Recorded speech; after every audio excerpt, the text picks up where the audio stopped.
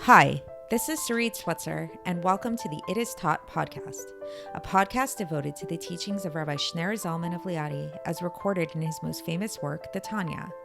My hope for this show is to make these teachings accessible and relatable to the average person, regardless of prior Jewish education or affiliation. The episodes follow the prescribed daily study portions and are meant to serve as practical lessons in how to live your life as your true self and develop an authentic and powerful relationship with your Creator. I have personally experienced the effects the study of this work has had on me, and I'm excited to share what I can of this knowledge with you. So please join me on this journey of learning, self-growth, and connection with your source.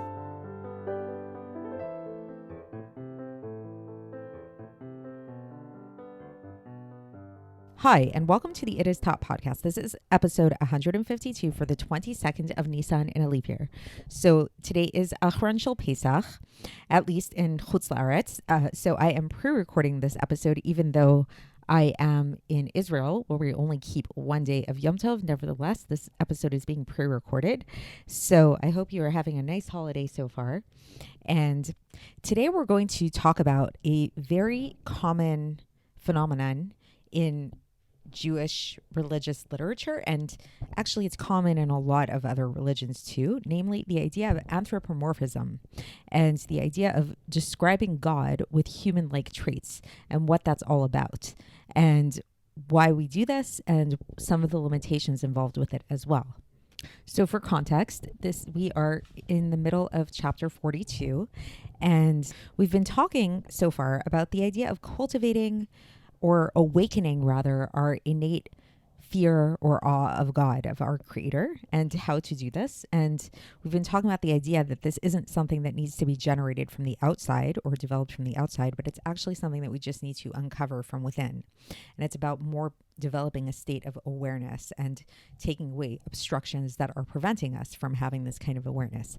So we ended off yesterday's episode discussing the idea, which led into this anthropomorphic type of thinking, of how one way to develop this type of baseline level of fear of God is to really become aware of how God sees all of our actions and is aware of all of our actions, and he hears everything that we do, and he examines our kidneys, so to speak, and he examines our heart, and he listens to us, and all of these things. So all of these verbs are human-like verbs, right? Seeing, hearing, examining, listening, all that kind of stuff.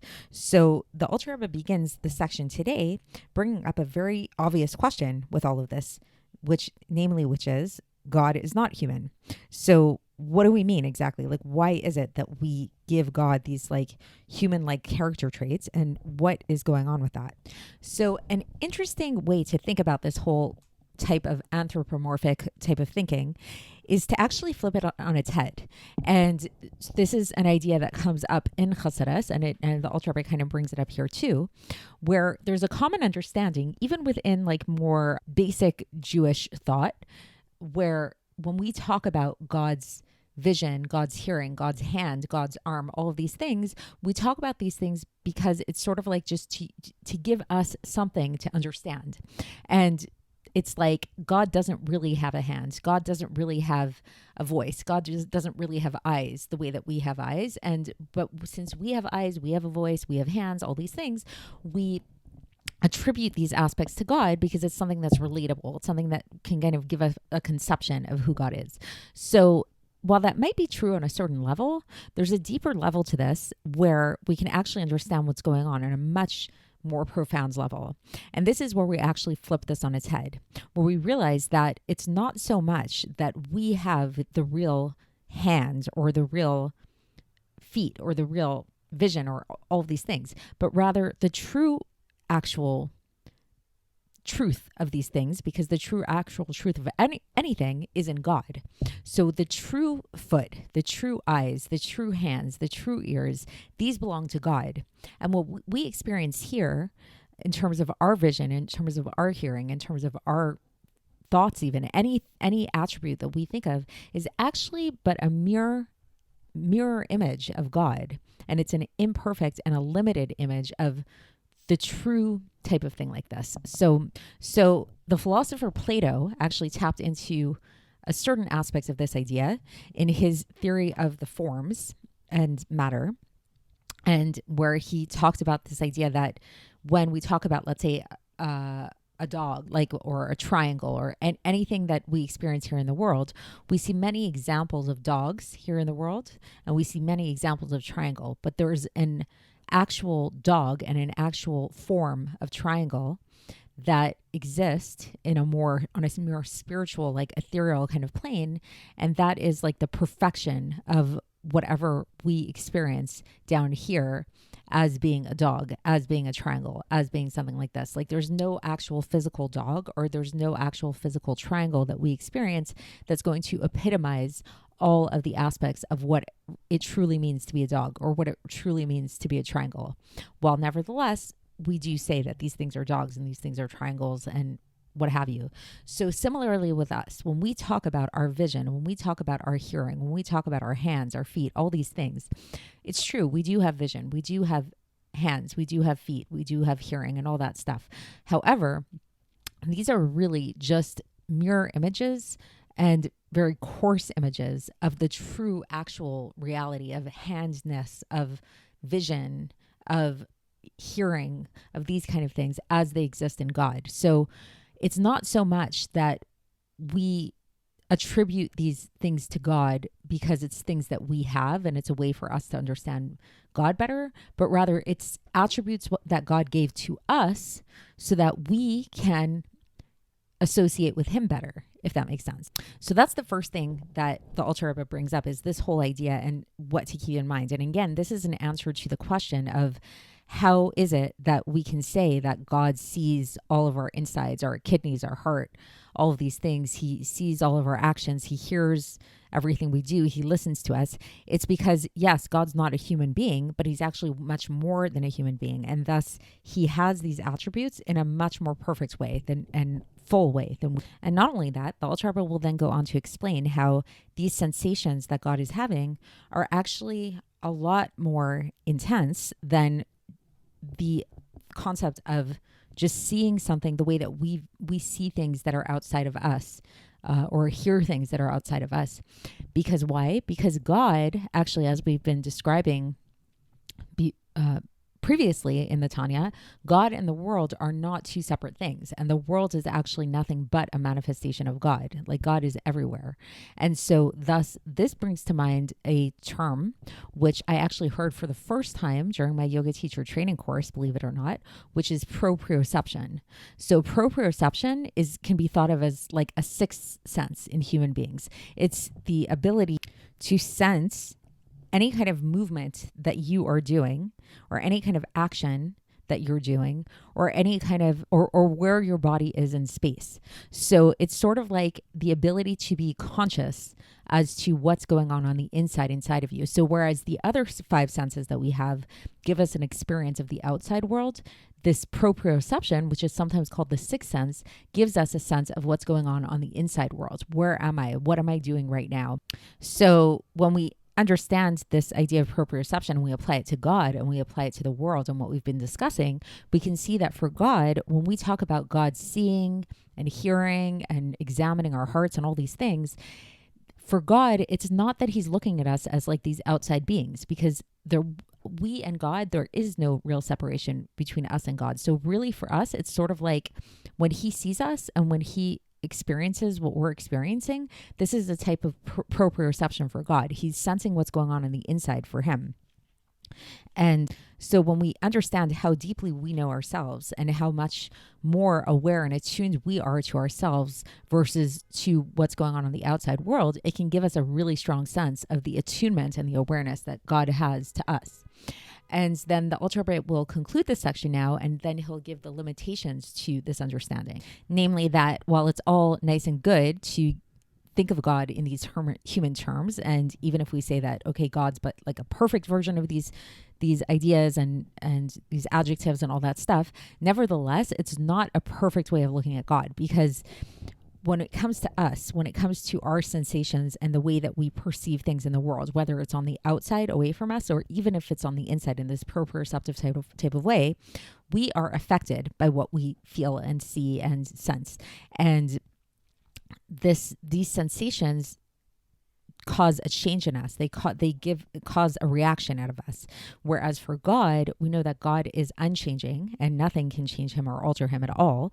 So this is a very big difference, is that even though God is sensing these things and he is very much aware and conscious of every single thing that's going on in every single detail of the world, every single detail that's happening to us and our thoughts and everything, nevertheless, he's not affected by them in the same way that we're affected by these sensations that we have, because God is unchanging by definition. So that's a summary of what we're going to be learning. And now let's get into the text and see how the Alter Rebbe explains this. So the Alter Rebbe says that, and again, this is a continuation from last time where we talked about how God sees all of our actions and hears and listens to everything that we do. And he really examines our insides and our kidneys and our heart, so to speak. So the Alter Rebbe goes on today and he says, but nevertheless, even though he doesn't have a body, like a image of a body, all the more so again, bringing up this like kind of question of like, so how is it that God experiences these kind of things? All the more so, everything is revealed to him with even more intensity to an infinite degree than our physical type of seeing or our physical type of hearing by way of parable. So like, again, our sight and our hearing are merely a parable for what God is experiencing. And then the Alter Rebbe now goes on to say that this is the way that we can understand this is it's like by way of parable, like a person who knows and feels within himself everything that's going on and everything that is happening in all of his limbs and organs.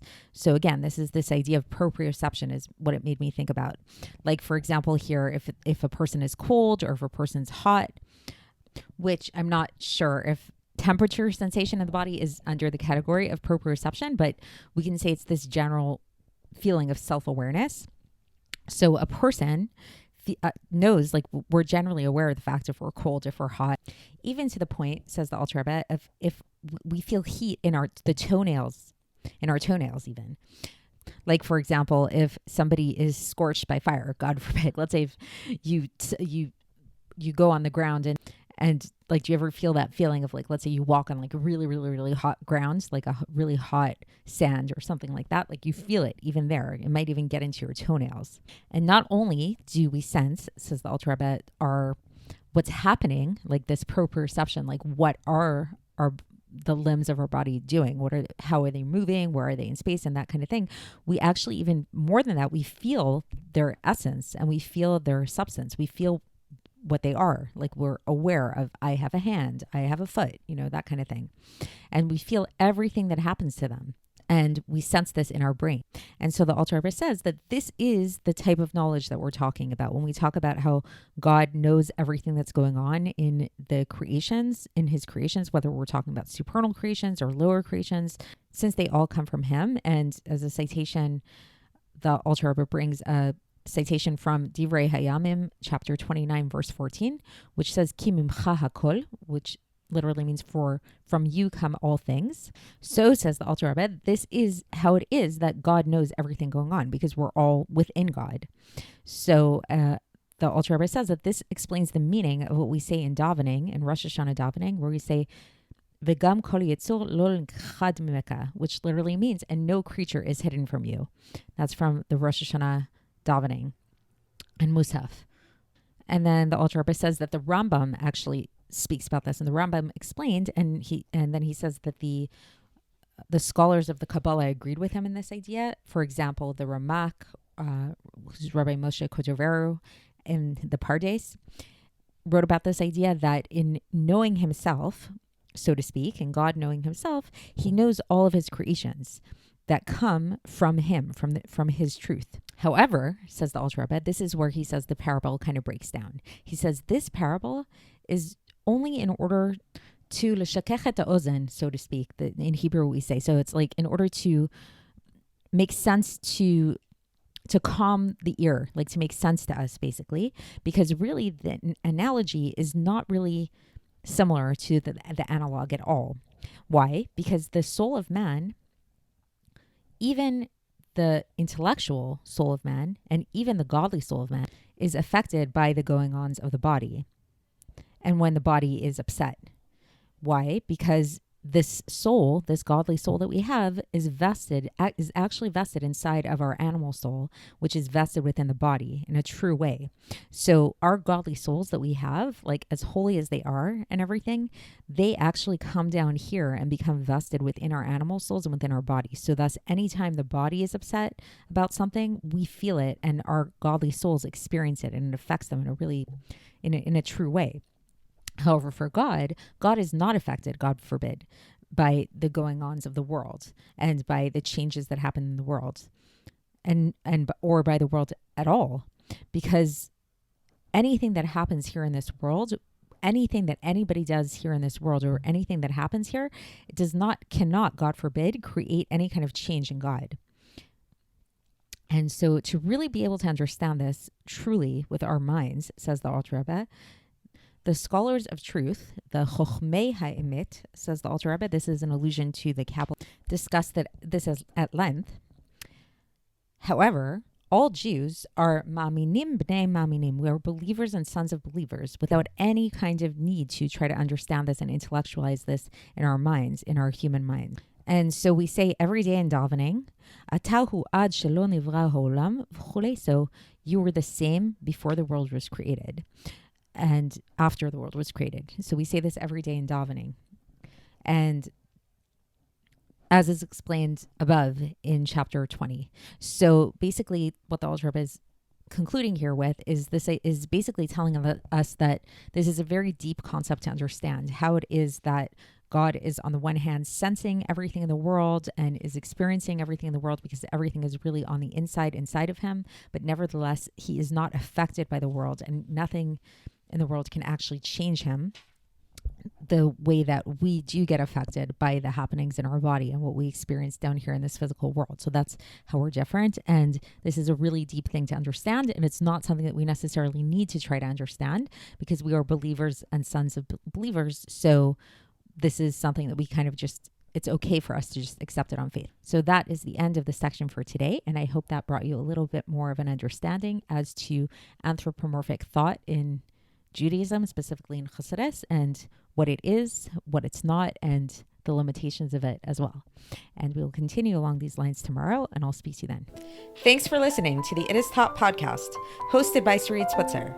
This podcast is dedicated in loving memory of my maternal grandfather, Avraham Yitzchak ben Binyamin HaKohen of blessed memory. Music by Shoshana.